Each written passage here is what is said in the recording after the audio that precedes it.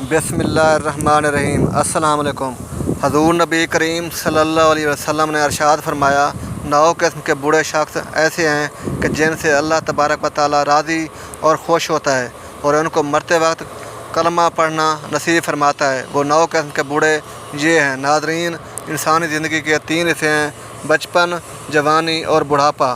عموماً انسان کا بچپن کھیل کود میں گزر جاتا ہے۔ جوانی میں وہ کہتا ہے کہ مجھے کچھ بننا ہے، کچھ کرنا ہے، جبکہ بڑھاپے میں انسان مختلف بیماریوں اور جسم کی کمزوری کی وجہ سے بے بس ہو جاتا ہے۔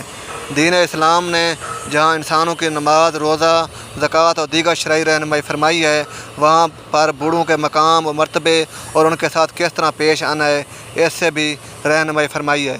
ماں باپ کی خدمت و عزت کرنے کا حکم دیتے ہوئے ارشاد فرماتے ہیں، تمہارے رب نے حکم دیا ہے کہ اس کے سوا کسی کی عبادت نہ کرو اور ماں باپ کے ساتھ اچھا سلوک کرو۔ اگر تیرے سامنے ان میں سے کوئی ایک یا دونوں بڑھاپے کو پہنچ جائیں تو ان سے اف تک نہ کہنا اور انہیں نہ جھڑکنا اور ان سے خوبصورت نرم بات کرنا اور ان کے لیے نرم دلی اور عاجزی کا بازو جھکا کر رکھنا اور دعا کرنا کہ اے میرے پروردگار، تو ان دونوں پر رحم فرما جیسا کہ ان دونوں نے مجھے بچپن میں پالا۔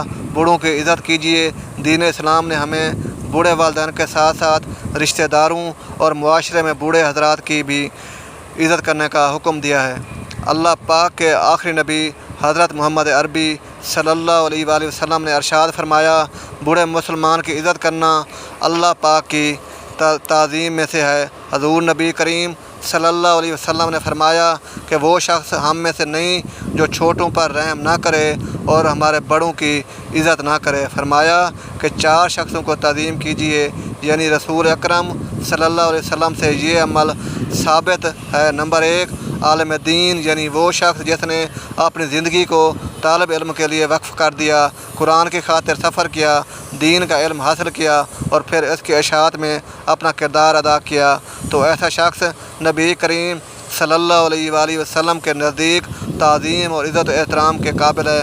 نمبر 2، بوڑھا شخص، یعنی کوئی مسلمان یا کسی دوسرے مذہب سے تعلق رکھنے والا ایسا مرد ہے یا عورت کہ جس کا جسم بڑھاپے کی عمر کو پہنچ چکا ہے، وہ اپنی زندگی گزارنے کے لیے دوسروں کے سہارے کا محتاج ہے، تو ایسے شخص نے نبی کریم صلی اللہ علیہ وسلم کے نزدیک احترام اور عزت کے قابل ہے، اور اس معاملے میں مذہب کی بھی کوئی قید نہیں، خواہ وہ بوڑھا شخص کسی بھی مذہب سے تعلق رکھتا ہو۔ تو مسلمانوں کے لیے انسانیت کی بنیاد پر اس کا احترام لازم ہے۔ حضرت اسماء بنت ابی بکر رضی اللہ تعالیٰ عنہ بیان کرتی ہیں کہ نبی کریم صلی اللہ علیہ وسلم کے زمانے میں صلح حدیبیہ کے بعد ان کی مشرکہ والدہ حضرت ابو بکر کی سابقہ بیوی مکہ مکرمہ سے مدینہ منورہ آئی۔ ان کی والدہ کا نام قتیلہ بنت عبدالعزیٰ تھا اور وہ اس وقت تک اسلام قبول نہیں کر چکی تھی۔ جب قتیلہ مدینہ آئی تو وہ اپنی بیٹی حضرت اسماء رضی اللہ تعالیٰ عنہ کے لیے کوئی تحائف لے کر آئی۔ یہ تحائف کپڑے اور دیگر اشیاء پر مشتمل تھے۔ حضرت اسماء رضی اللہ تعالیٰ عنہ نے اپنی والدہ کی آمد اور تحائف کے معاملے میں تذبذب کا محسوس کیا، لیکن ان کی والدہ مشرکہ تھیں اور وہ دین اسلام پر نہیں تھیں، اس لیے حضرت اسماء نے سوچا کیا ان کی والدہ کے ساتھ اچھا سلوک کرنا اور ان کے تحائف قبول کرنا درست ہوگا۔ تذبذب کے سبب حضرت اسماء رضی اللہ تعالیٰ عنہ نے نبی کریم صلی اللہ علیہ وسلم کی خدمت میں حاضر ہوئیں اور سوال کیا، یا رسول اللہ صلی اللہ علیہ وسلم، میری والدہ مشرکہ ہے اور وہ میرے پاس آئی ہے اور تحائف لائی ہے، کیا میں ان کے ساتھ صلہ رحمی یعنی رشتہ داری کا حق ادا کروں؟ تو نبی کریم صلی اللہ علیہ وسلم نے ان کی بات سن کر ارشاد فرمایا، ہاں، اپنی والدہ کے ساتھ صلہ رحمی کرو اور ان کے حقوق ادا کرو۔ والدین کے حقوق کی ادائیگی دین سے مشروط نہیں۔ نبی کریم صلی اللہ علیہ وسلم کے اس فرمان سے یہ سبق ملتا ہے کہ والدین کے ساتھ حسن و سلوک کرنا ایک بنیادی انسانی اور اسلامی فریضہ ہے، چاہے والدین مسلمان ہوں یا غیر مسلم۔ اسلام رشتہ داری اور صلہ رحمی کو بہت اہمیت دیتا ہے۔ اگر رشتہ دار دین اسلام پر نہ ہوں تب بھی ان کے حقوق ادا کرنا ضروری ہے۔ تیسرا شخص جس کا احترام کرنے کے لیے نبی کریم صلی اللہ علیہ وسلم نے حکم دیا ہے وہ حاکم وقت ہے، جبکہ چوتھا شخص انسان کا باپ ہے بوڑھوں کو ترجیح دیجیے۔ امام غزالی رحمۃ اللہ علیہ فرماتے ہیں کہ بوڑھوں کی عزت کا کمال درجہ یہ ہے کہ ان کی موجودگی میں ان کی اجازت کے بغیر نہ بولا جائے۔ حضرت جابر ابن عبداللہ رضی اللہ تعالیٰ عنہ فرماتے ہیں کہ کسی قبیلے کا ایک وفد بارگاہ رسالت میں حاضر ہوا اور ان میں سے ایک نوجوان بولنے لگا تو پیارے آقا صلی اللہ علیہ وسلم نے ارشاد فرمایا، یعنی تم ٹھہرو، تمہارا بڑا کہاں ہے؟ بحوالہ شعب الایمان، بوڑھوں کی عزت کر کے اپنی عمر میں اضافہ کیجیے۔ رسول اکرم صلی اللہ علیہ وسلم فرماتے ہیں، جو نوجوان کسی بوڑھے شخص کی اس کی عمر کی وجہ سے عزت کرتا ہے تو اللہ پاک اس کے بڑھاپے کے وقت اس شخص کی عمر بڑھا دے گا جو بوڑھوں کی عزت کرے گا۔ بحوالہ ترمذی شریف۔ امام غزالی رحمۃ اللہ علیہ یہ حدیث پاک نقل کرنے کے بعد فرماتے ہیں کہ اس حدیث پاک میں لمبی عمر کی بشارت ہے اور اس سے معلوم ہوتا ہے کہ بوڑھوں کی عزت کرنے والے سے عمر میں اضافہ ہوتا ہے۔ ناظرین، ایک مرتبہ ایک شخص حضرت علی رضی اللہ تعالیٰ عنہ کی خدمت میں حاضر ہوا اور کہنے لگا کہ میرے بال سفید ہوتے جا رہے ہیں، اس کا کیا مقصد ہے؟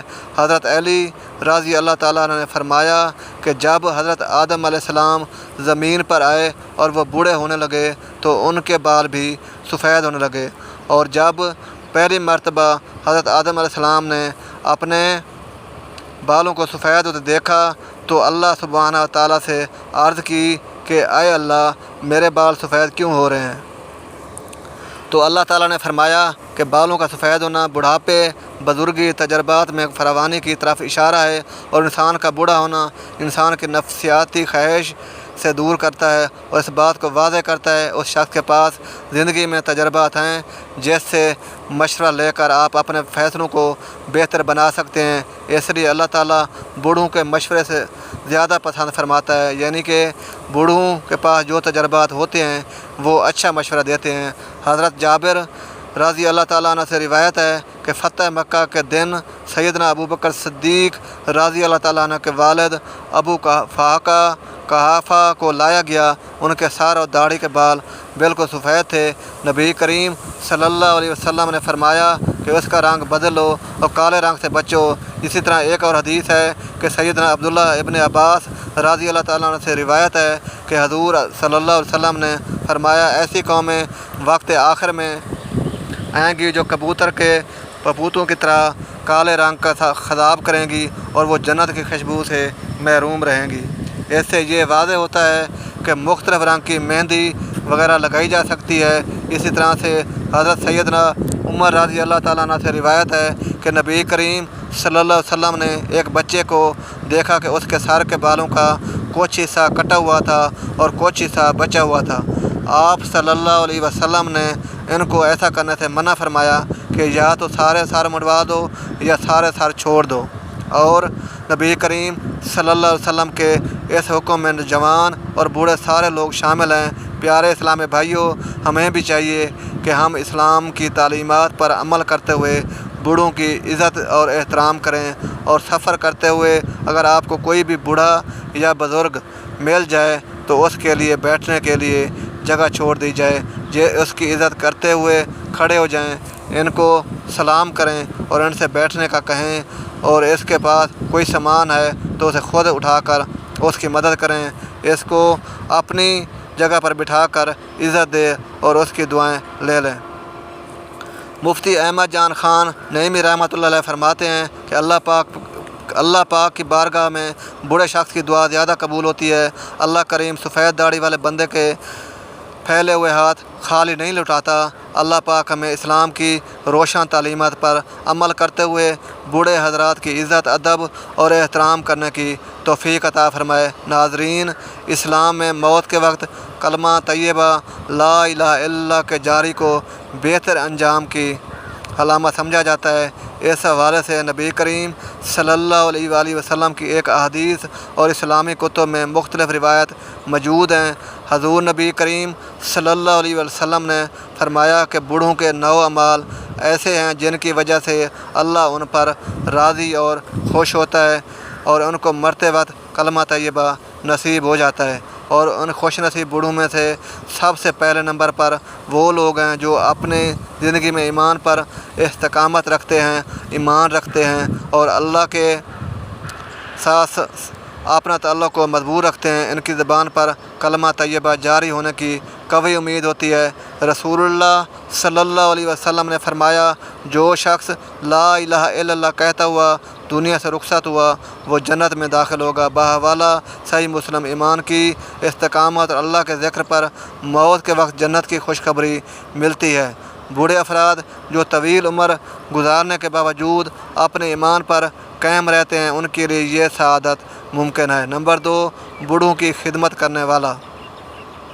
बूढ़े वालिदैन की खिदमत करने वाले अफराद के बारे में अहादीस में बहुत फजीलत बयान की गई है, और ऐसे बूढ़े अफराद जो अपनी औलाद को नेकी और खैर की तरफ रहनुमाई करते हैं, उनकी ज़ुबान में कलमा जारी होने की कभी उम्मीद होती है। रसूलुल्लाह सल्लल्लाहु अलैहि वसल्लम ने फरमाया, तबाही है उस शख्स के लिए जिसने अपने वालिदैन में से एक या दोनों को बुढ़ापे में पाया और उनकी खिदमत करके जन्नत हासिल न कर सका। बाहवाला सही मुस्लिम। ये हदीस उन अफराद की फजीलत को बयान करती है जो अपने वालिदैन की खिदमत करते हैं और उनकी दुआओं का वसीला बनते हैं। ऐसे वालिदैन के लिए नेक अंजाम की उम्मीद की जा सकती है।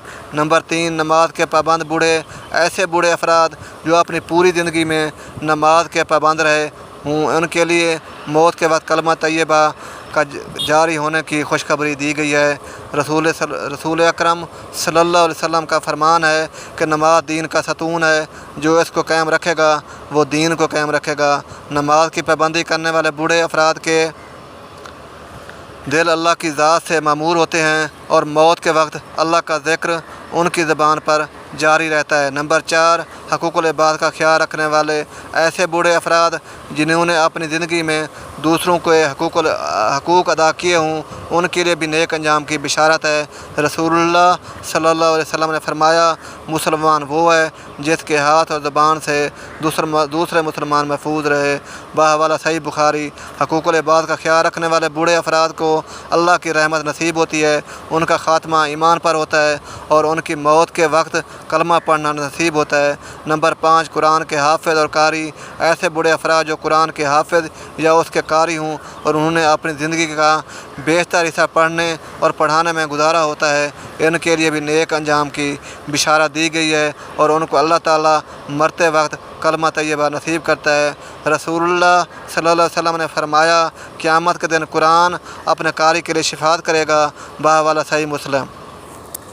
कुरान के साथ ताल्लुक़ रखने वाले बूढ़े अफराद की ज़बान पर अक्सर कुरान के अल्फाज और कलमा जारी रहता है, जो इनकी मौत के वक्त भी जारी रहता है। ज़बान को ज़िक्र इलाही से तार रखने वाला ऐसे बूढ़े अफराद जो अपनी ज़बान को हमेशा अल्लाह के ज़िक्र से तार रखते हैं, उनके लिए मौत के वक्त में यही ज़िक्र जारी रहता है। रसूलुल्लाह सल्लल्लाहु अलैहि वसल्लम ने फरमाया, अल्लाह का ज़िक्र करते रहो यहाँ तक लोग तुम्हें पागल समझने लगें। बाहवाला मसनद अहमद। अल्लाह के ज़िक्र में मशगूल रहने वाले बूढ़े अफराद के लिए ये अजीम सआदत मुमकिन है। नंबर 7, दुआ करने वाले और बख्शिश मांगने वाले। ऐसे बूढ़े अफराद जो अपने गुनाहों पर नदामत के साथ अल्लाह से माफ़ी मांगते रहते हैं और दुआ करते रहते हैं, उनकी ज़बान पर मौत के वक्त कलमा जारी होने की बिशारत दी गई है।